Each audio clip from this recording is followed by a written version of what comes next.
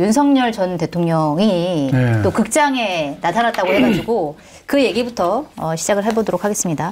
이게 국민의힘에 진짜 도움이 안 되는 분인 것 같아요. 오늘 윤석열 전 대통령이 부정선거를 다룬 영화 부정선거 신의 작품인가 라는 영화를 보러 극장에 갔고요. 네, 국민의힘이 난리가 났습니다. 그걸 보고 지금 뭐 김용태 국민의힘 비대위원장 같은 경우에는 그분은 탈당한 분이고 저희 당과 관계가 없다 이제. 그리고 윤석열 전 대통령은 계엄에 대한 반성 자중할 때 아닌가라고 이제 쓴소리를 했고요.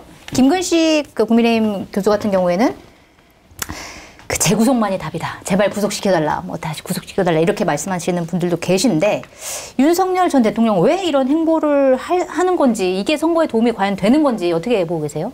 뭐 선거에 도움이 된다고 보지는 않겠죠. 그냥 영화 제작한 전한길 씨가 오라고 그래서 갔다는 거고요. 네.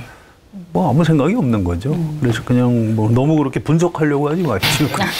합리적으로 분석하면 틀립니다. 네. 그거는 굉장히 뇌구조가 독특하기 때문에. 아직 한마디도 안 했습니다. 아무튼 이게 그러니까 우리 장군님 아시겠네. 복싱에서 마지막으로 상대를 쓰러뜨리는 펀치를 피니시 블로우라고. 예. 이거는 확실히 국민의힘을 망하게 하는 김문수 후보가 마지막 그 역전할 수 있는 0.00 몇 %까지 싹을 꺾어버리는 피니시 블로우를 날린 것 아닌가 이런 생각이 들고요. 네.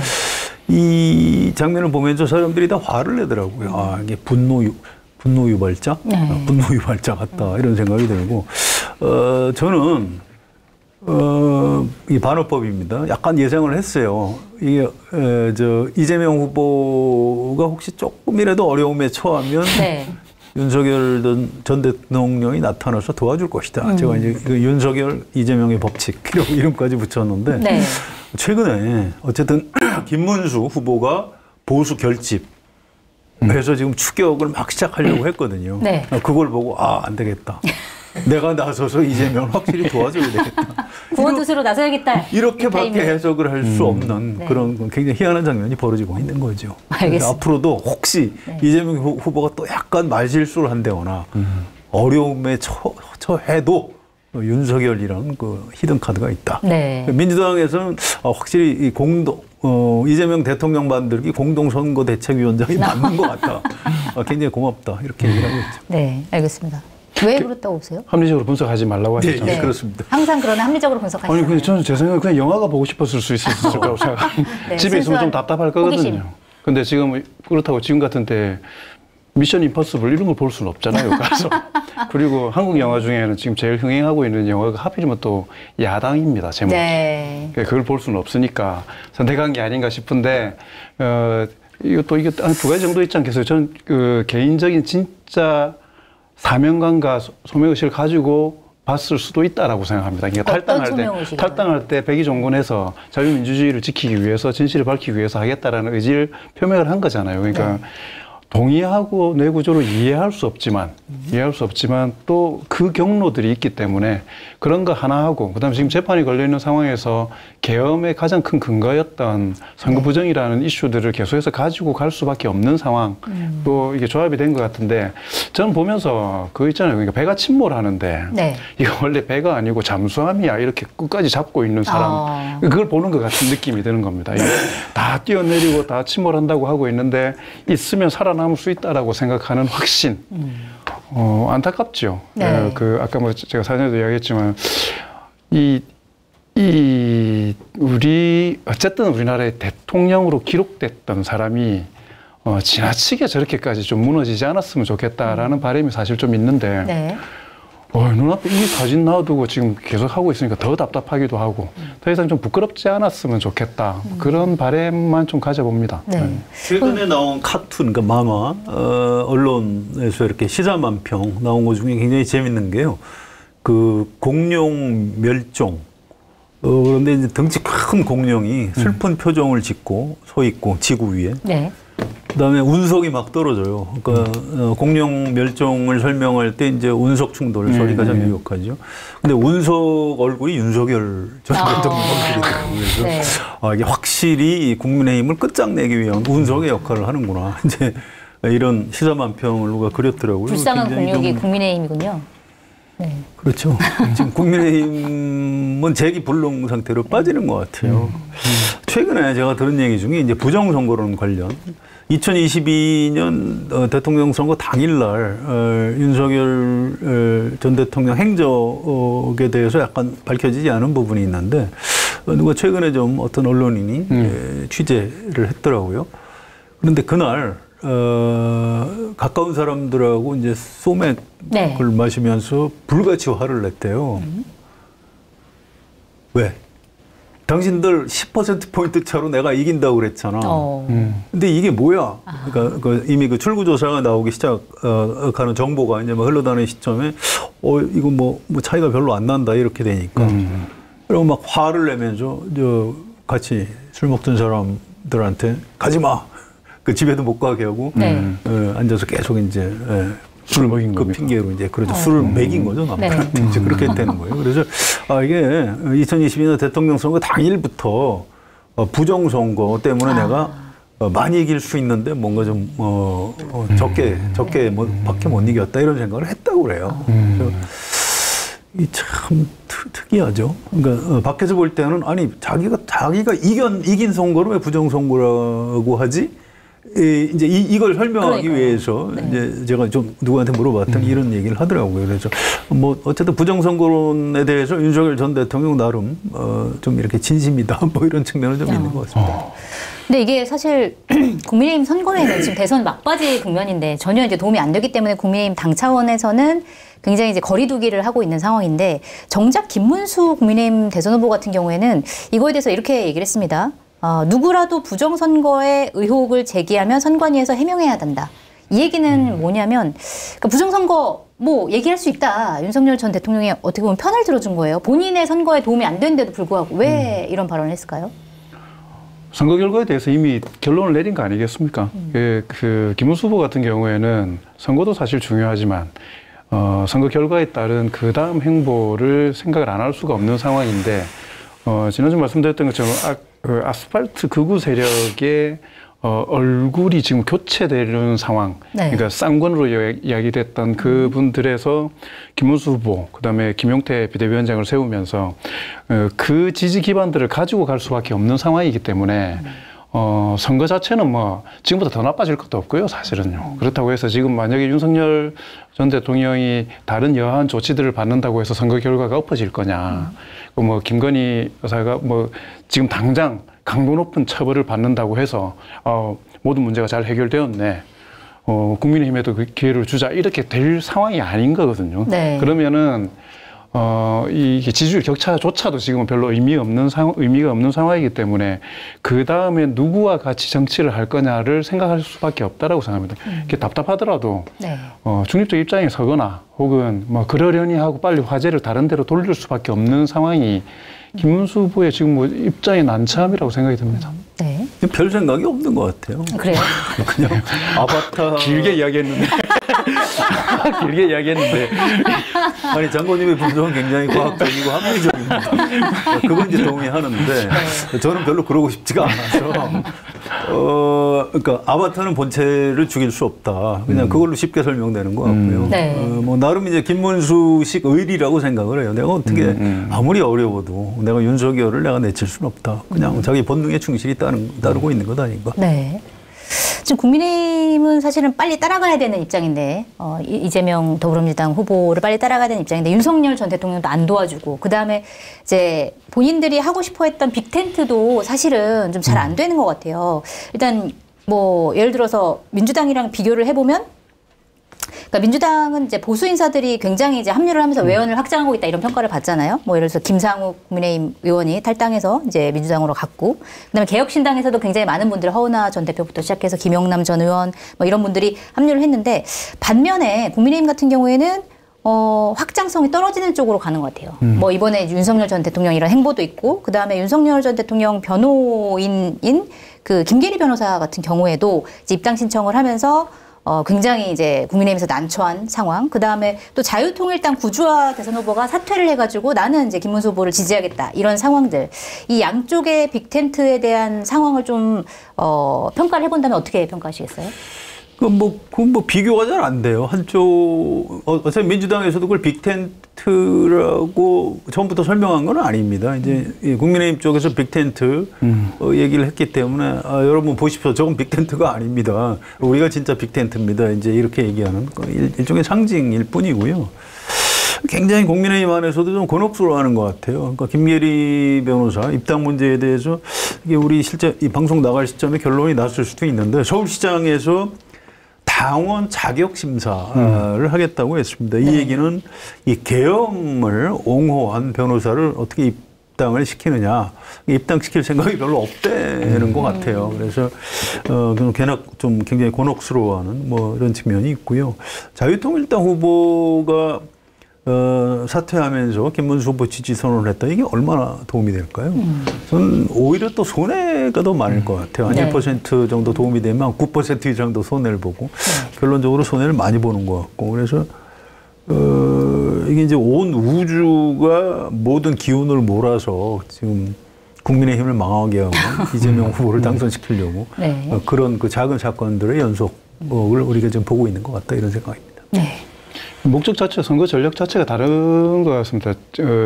이기기 위해서 저쪽은 결집한다기보다 최소한 지지자들의 투표를 유지해야 된다라는 것 때문에 가장 좀 빠른 수단들을 택하고 있는 것 같아요. 네. 그게 좁아지더라도 깊게 갈 수밖에 없는 상황이 저쪽이 됐던 거고 이재명 후보 쪽은 이야기했던 대로 지금은 내란 세력에 대한 심판이라는 워낙 역사적인 명분을 가지고 있는 상황이기 때문에 그리고 그 이후를 책임져야 된다는 부분들 때문에 지지율을 다른 어떤 선거에 비해서 더 높게 가져야 된다는 역사적 책무들이 있으신 것 같고요. 그래서 근데 실제로 보면 좀 꼭 이야기를 하고 싶었었는데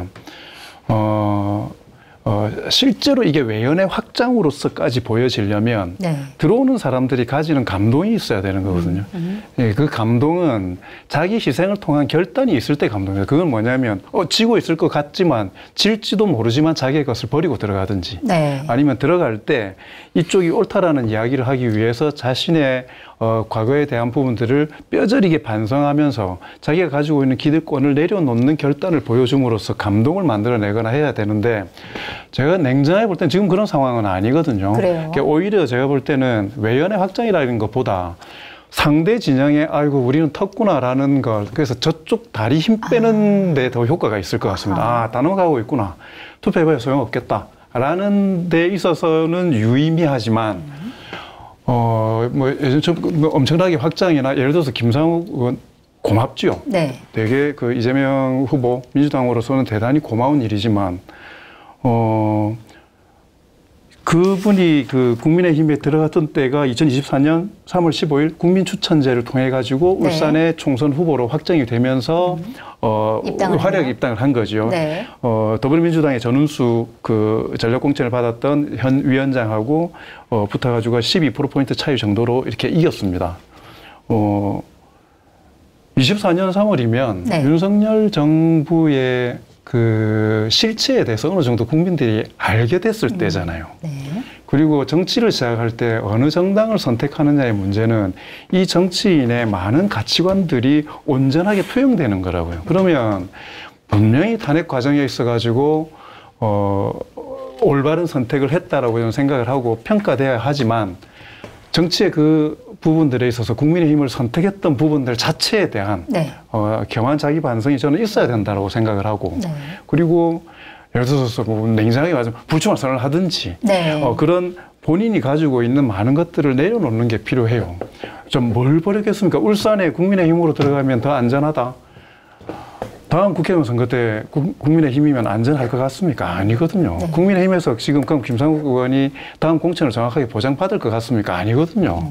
이렇게 돼버리면 나중에 결국은 지지 그룹 내에서 불평, 불만들이 생길 수 있습니다. 이게 그러니까 새로 영입된 인사들과의 늘 있는 표, 늘 지지하는 사람들이 경시되는 풍토가 정치권 내에서는 되게 극복해야 될 내용이거든요. 그 험지 울산에서 지키고 있었던 사람들이 있는 거지 않습니까? 저는 좋고 충분히 선거에 활용해야 하지만 너무나 큰 의미 부여를 해서 내부에 상처 주는 일들은 없었으면 좋겠다는 생각을 합니다. 저 동의합니다. 네, 중요한 지적인 것 같습니다. 이거 별로 좋아 보이지 않아요. 아니, 누가 봐도 이재명 후보가 대통령 당선되게 생겼으니까 오는 건데, 아니 좀 진작 오시든가. 네. 일본 일제가 망하니까 8월 16일 날 다 독립운동 하겠다는 거. 뭐가 다른지 잘 모르겠지. 좀 심하게 표현하면 이제 그런 거고요. 저 비유에는 동의하지 않습니다. 그러니까 이제 양쪽을 이제 비교하는 측면에서 어쨌든 결과적으로 이쪽으로 많이 모여들고 있으니까 민주당의 우산이 빅텐트처럼 지금 이렇게 진화하고 있는 거는 맞고요. 저쪽 국민의힘 쪽은 이 텐트 치고 혹시 생활해 보셨어요? 제가 젊을 때 이제 가서 야외에서 텐트 치고 잡았는데 텐트를 치면 사람이 좀 많이 들어와야 되는데 사람은 안 들어오고 그 근처에 있는 벌레하고 뱀 먼저 들어와요. 그래서 이게 텐트라는 게 그런 효과가 있어요. 지금 국민의힘의 빅텐트 안에 사람은 안 들어오고 벌레들이 좀 들어오고 이상한 같은 그런 동물들이 몰려들고 있는 거예요. 해를 끼치는 분들이 도움이 안 되지 않습니까? 그래서 물론 그분들한테는 좀 죄송하기는 해요. 뭐 당사자들 나름 진정성은 있겠죠. 그런데 일반 국민 시각에서 볼 때 그게 무슨 도움이 되겠습니까? 제 말이 너무 심한가요? 아닙니다. 제가 처음부터 다시 말을 하고 싶어요. 예. 알겠습니다. 아까 또 윤석열 전 대통령 그 극장 간 거 관련해가지고 한 가지만 또 짚고 넘어갈 게 있는데, 일단은 공개 행보를 좀 하고 있잖아요. 뭐 재판 가는 거야 그럴 수 있는데, 예를 들어서 계산책을 시키는 사진이 공개된다던가, 아니면 오늘 사실 극장에 가는 것도 많은 분들이 왜 저런 행보를 할 수 있게 됐느냐라고 하는 부분에서 지기현 판사가 사실은 구속 취소 결정을 내려서 풀어졌기 때문에 마음껏 활보하게 된 거 아니냐? 그러니까 지기현 판사에 대한 원죄론 이런 것들이 이제 불거지고 있는 것 같아요.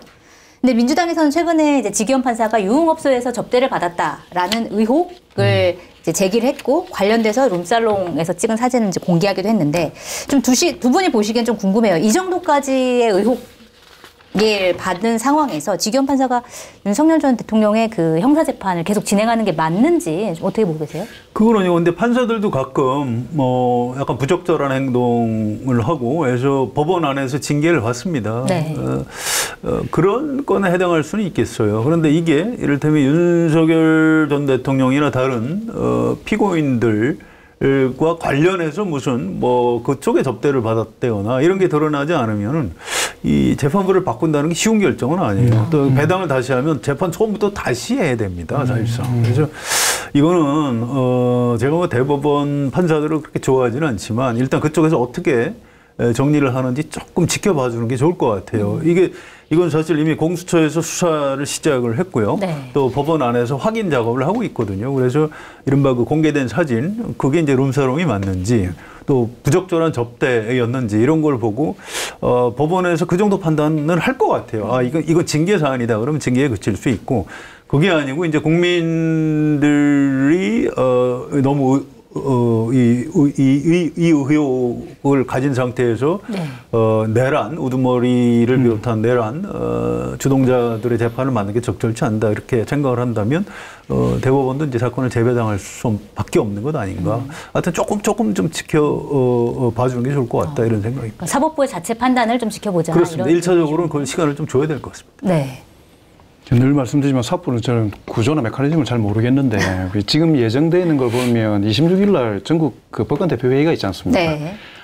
그 전후로 이게 안건이 되냐 안 되냐의 문제와 별개로 사법부에 지금 사실 엄청난 위기 상황에 처해 있는 거잖아요. 네. 신뢰 자체가 지금 바닥으로 떨어져 버렸기 이게 정치적인 외압에 의한 침해냐 이런 부분을 떠나가지고 지금 대한민국 국민들이 앞으로 마지막 신급이었던 사법부에 대한 이 불신을 갖는다는 것 자체가 대한민국 자체에 사실은 이게 근본을 흔드는 문제이기 때문에 그 회의에서 여러 가지 부분들이 정리가 되고 신뢰를 회복할 수 있는 계기점들을 만들어야 된다는 절박함이 있을 거라고 생각을 합니다. 그래서 여기에 계기가 되어 가지고 교체 혹은 이런 부분들까지도 될 것 같은데 이미 지금 우선 이미 신뢰를 다 상실하는 상황 아니겠습니까? 네. 정상적으로 재판을 진행하기는 이미 불가능하기 때문에 어떤 계기와 타이밍으로 그 현재의 권리들을 내려놓게 될 건가만 결정될 수밖에 없는 상황이라고 생각합니다. 또 재구속을 시켜야 되거든요. 지금 국민의힘에서도 재구속을 요구를 하기 때문에 국민 감정에는 그게 더 맞습니다. 그런데 법률적으로는 이 재판부에서 다시 구속시킬 방법이 없다고 해요. 그래서 검찰이 뭐 추가 수사를 하든 아니면 뭐 특검을 도입을 좀 대선 끝나자마자 바로 해서 또 다른 혐의로 추가 기소를 해서 이건 증거인멸이나 도주의 우려가 있다. 이렇게 해서 이제 다시 구속시키는 수밖에 현재로서는 없을 것 같아요. 이제 엊그제 이진우 전 그 수방사령관도 이제 증언을 했거든요. 네. 끌어내라고 그랬다. 뭐 이런 얘기를 하는데 지금도 가만히 보십시오. 윤석열 전 대통령 지시를 받고 따른 그 군인들 물론 불법적 명령에 따랐기 때문에 그 책임을 져야 돼요, 법적으로. 그런데 우리 상식적으로 대통령이 군인들한테 지시를 해서 계엄을 집행한 사령관들은 아직 다 감옥에 있어요.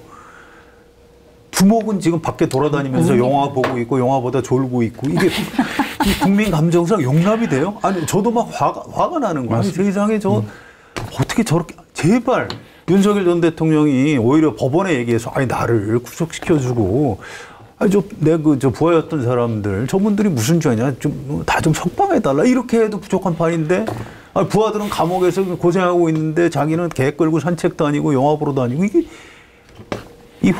이 장면을 보고 화가 안 나면 그건 사람이 아닙니다. 어떻게든 좀 제발 빨리 좀 구속을 시켜주십시오.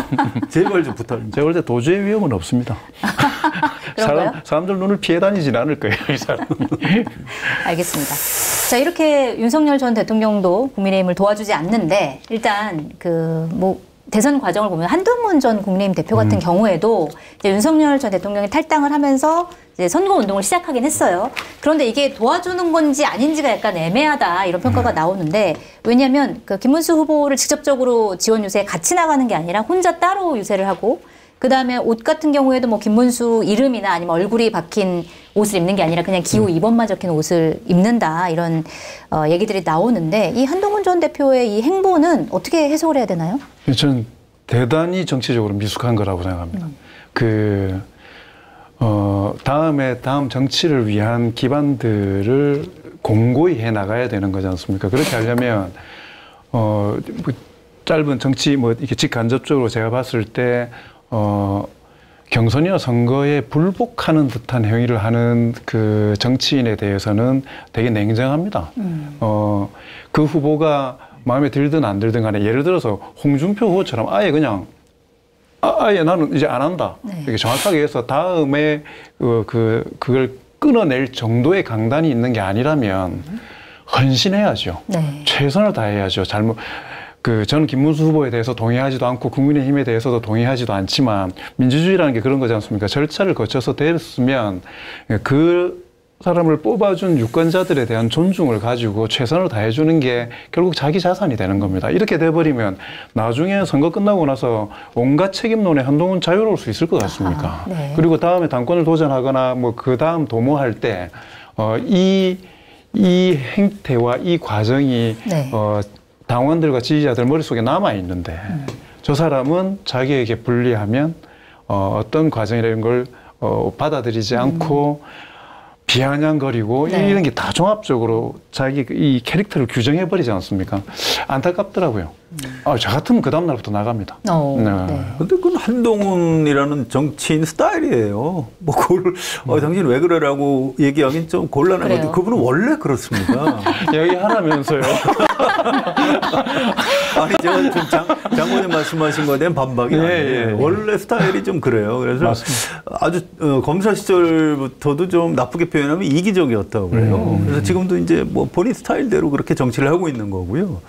이 안철수, 나경원 이분들하고 대선 이후 전당대회에서 이제 당대표를 놓고 겨룰 텐데 굉장히 대조적이죠. 김문수 후보 옆에 이 왼쪽에 나경원, 오른쪽에 안철수 이런 장면을 봤는데 참 그것도 참 그로테스크 하더라고요. 참 이상하다 참.